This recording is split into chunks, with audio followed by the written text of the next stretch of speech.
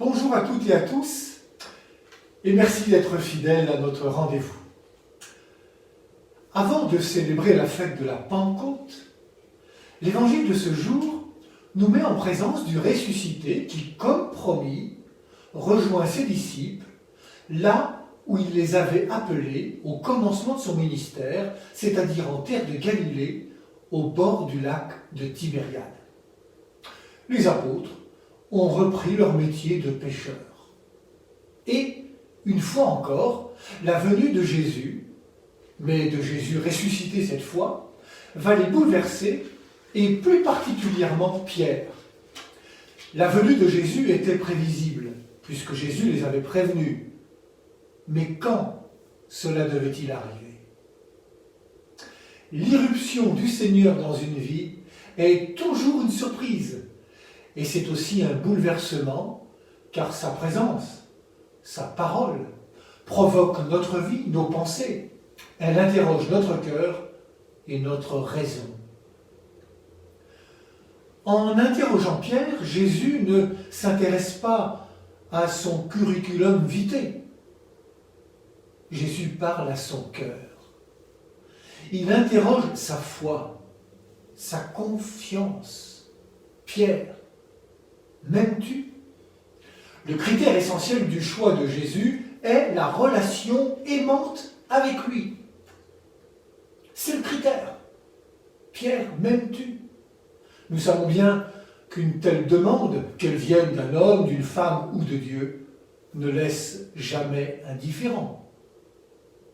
Et à une telle question, un peu de temps s'impose pour la réponse. Pierre, m'aimes-tu?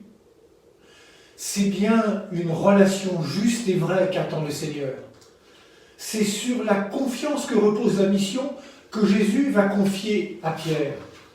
Dans la prière de Jésus, nous avons découvert que Jésus n'agit pas de lui-même, mais qu'il accepte sa mission de son Père dont il se sait aimé.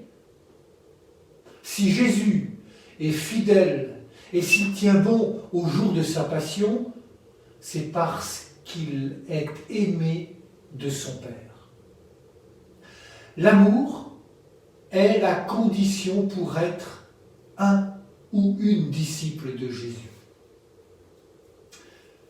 Jésus connaît bien Pierre et n'a pas oublié que par 3 fois, il l'avait renié. Jésus, en renouant avec Pierre, nous montre que l'amour n'entretient aucune rancune. Jésus aurait pu en choisir un autre. Eh bien non.